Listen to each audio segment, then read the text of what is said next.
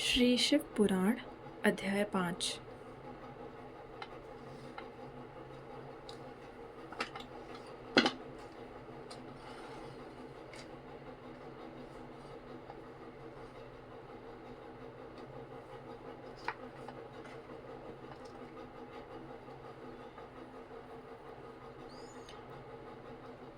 शिव पुराण के श्रवण की विधि तथा श्रोताओं के पालन करने योग्य नियमों का वर्णन।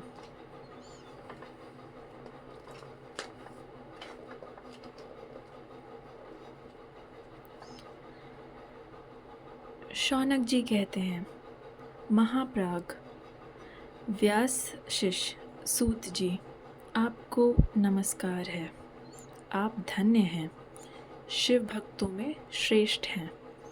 आपके महान गुण वर्णन करने योग्य हैं। अब आप कल्याणमय शिव पुराण के श्रवण की विधि बतलाइए, जिससे सभी श्रोताओं को संपूर्ण उत्तम फल की प्राप्ति हो सके। सूत जी ने कहा, मुने शौनक, अब मैं तुम्हें संपूर्ण फल की प्राप्ति के लिए शिव पुराण के श्रवण की विधि बता रहा हूँ। पहले किसी ज्योतिषी को बुलाकर दान मान से संतुष्ट करके अपने सहयोगी लोगों के साथ बैठकर बिना किसी विघ्न बाधा के कथा की समाप्ति होने के उद्देश्य से शुद्ध मुहूर्त का अनुसंधान कराए और प्रयत्नपूर्वक देश देश में स्थान स्थान पर यह संदेश भेजें कि हमारे यहाँ शिव पुराण की कथा होने वाली है। अपने कल्याण की इच्छा रखने वाले लोगों को उसे सुनने के लिए अवश्य पधारना चाहिए। कुछ लोग भगवान श्री हरि की कथा से बहुत दूर पड़ गए हैं। कितने ही स्त्री शूद्र आदि भगवान शंकर के कथा कीर्तन से वंचित रहते हैं। उन सबको भी सूचना हो जाए, ऐसा प्रबंध करना चाहिए। देश देश में जो भगवान शिव के भक्त हों तथा शिव कथा के कीर्तन और श्रवण के लिए उत्सुक हों, उन सबको आदर पूर्वक बुलवाना चाहिए और आए हुए लोगों का सब प्रकार से आदर सत्कार करना चाहिए। शिव मंदिर में, तीर्थ में, वन प्रांत में अथवा घर में शिव पुराण की कथा सुनने के लिए उत्तम स्थान का निर्माण करना चाहिए। केले के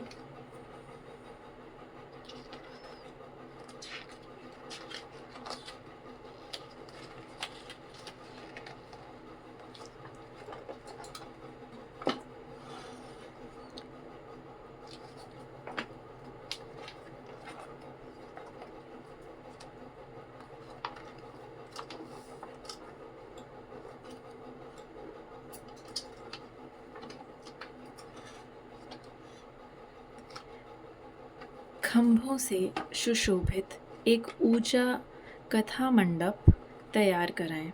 उसे सब ओर फल पुष्प आदि से तथा सुंदर चंदोवे से अलंकृत करें और चारों ओर ध्वजा पताका लगाकर तरह तरह के सामानों से सजाकर सुंदर शोभा संपन्न बना दें।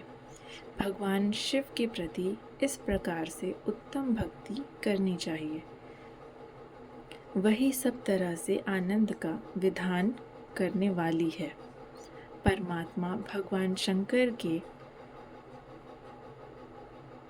लिए दिव्य आसन का निर्माण करना चाहिए तथा कथावाचक के लिए भी एक ऐसा दिव्य आसन बनाना चाहिए जो उनके लिए सुखद हो सके।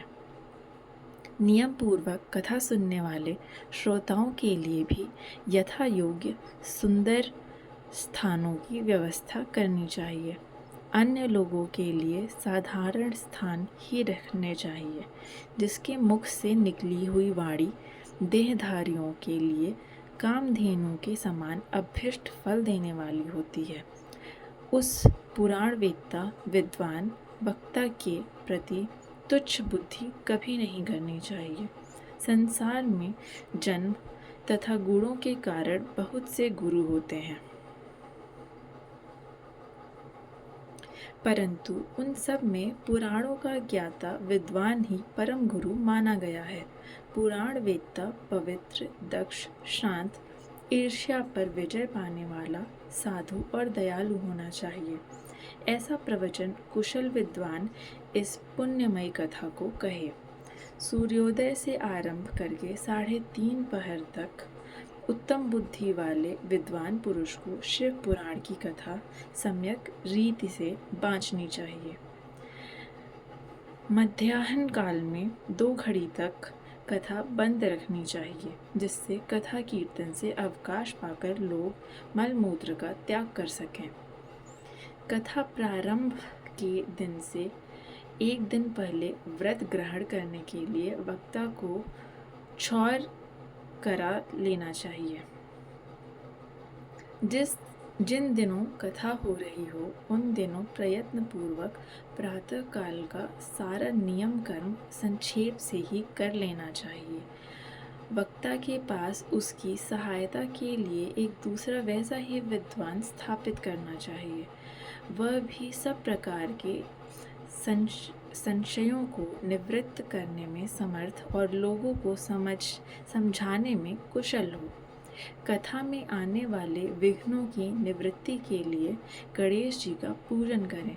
कथा के स्वामी भगवान शिव की तथा विशेषतः शिव पुराण की पुस्तक की भक्ति भाव से पूजा करें। तत्पश्चात उत्तम बुद्धि वाला श्रोता तन मन से शुद्ध एवं प्रसन्न चित्त हो आदर पूर्वक शिव पुराण की कथा सुने। जो वक्ता और श्रोता अनेक प्रकार के कर्मों में भटक रहे हों, काम आदि 6 विकारों से युक्त हों, स्त्री में आसक्ति रखते हों और पाखंडपूर्ण बातें करते हों, वे पुण्य के भागी नहीं होते। जो लौकिक चिंता तथा धन, गृह एवं पुत्र आदि की चिंता को छोड़कर कथा में मन लगाए रहते हैं, उन शुद्ध बुद्धि पुरुषों को उत्तम फल की प्राप्ति होती है।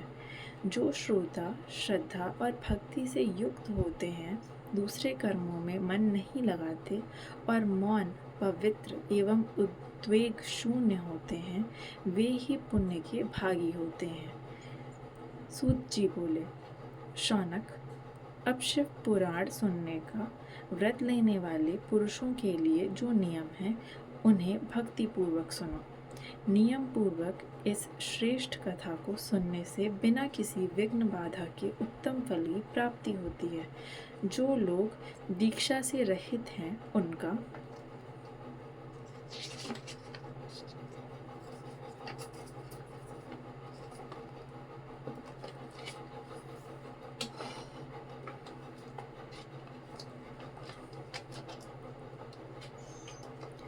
कथा श्रवण करने में अधिकार नहीं है। अतः मुने, कथा सुनने की इच्छा वाले सब लोगों को पहले वक्ता से दीक्षा ग्रहण करनी चाहिए। जो लोग नियम से कथा सुने उनको ब्रह्मचर्य से रहना, भूमि पर सोना, पत्तल में खाना और प्रतिदिन कथा समाप्त होने पर ही अन्न ग्रहण करना चाहिए। जिसमें शक्ति हो वह पुराण की समाप्ति तक उपवास करके शुद्धता पूर्वक भक्ति भाव से उत्तम शिव पुराण को सुने। इस कथा का व्रत लेने वाले पुरुष को प्रतिदिन एक ही बार हविष्यान्न भोजन करना चाहिए। जिस प्रकार से कथा श्रवण का नियम सुखपूर्वक सध सके वैसे ही करना चाहिए।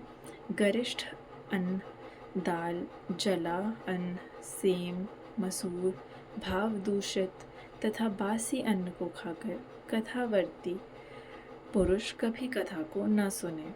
जिसने कथा का व्रत ले रखा हो वह पुरुष प्याज, लहसुन, हींग, गाजर, मादक वस्तु तथा आमिष कही जाने वाली वस्तुओं को त्याग दे।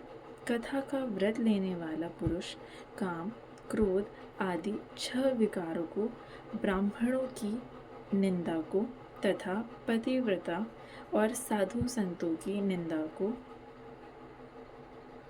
भी त्याग दे। कथावर्ती पुरुष प्रतिदिन सत्य, शौच, दया, मौन, सरलता, विनय, तथा हार्दिक उदारता इन सद्गुणों को सदा अपनाए रहे। श्रोता निष्काम हो या सकाम, वह नियम पूर्वक कथा सुने। सकाम पुरुष अपनी अभीष्ट कामना को प्राप्त करता है और निष्काम पुरुष मोक्ष पा लेता है। दरिद्र, क्षय का रोगी, पाप, भाग्यहीन तथा संतान रहित पुरुष भी इस उत्तम कथा को सुने। काक, बंध्या आदि जो 7 प्रकार की दुष्टा स्त्रियां हैं, वे तथा जिसका गर्भ गिर जाता हो, वह इन सभी शिव पुराण की उत्तम कथा वह इन सभी को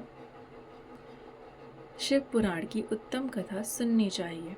मुने, स्त्री हो या पुरुष, सबको यत्नपूर्वक विधि विधान से शिव पुराण की यह उत्तम कथा सुननी चाहिए।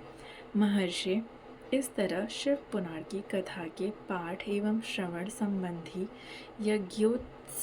यज्ञोत्सव की समाप्ति होने पर श्रोताओं को भक्ति एवं प्रयत्न पूर्वक भगवान शिव की पूजा की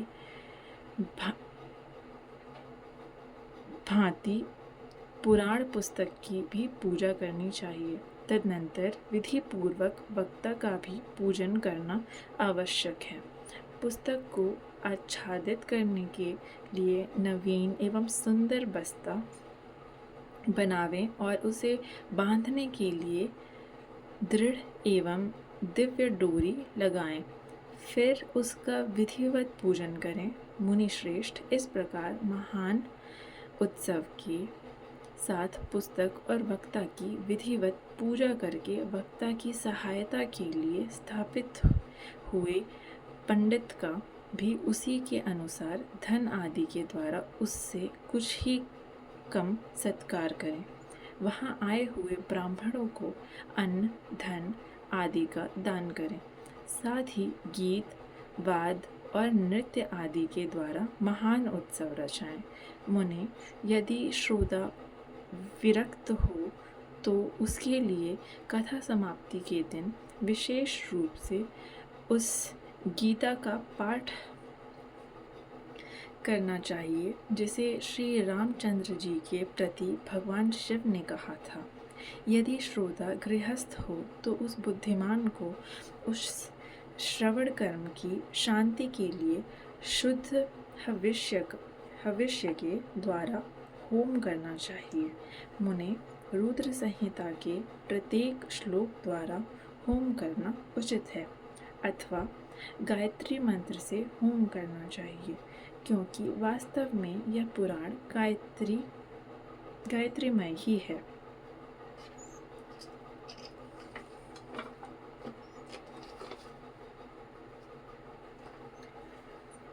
अथवा शिव पंचाक्षर मूल मंत्र से हवन करना उचित है। होम करने की शक्ति न हो तो विद्वान पुरुष यथाशक्ति हवनीय हविष्य का ब्राह्मण को दान करे।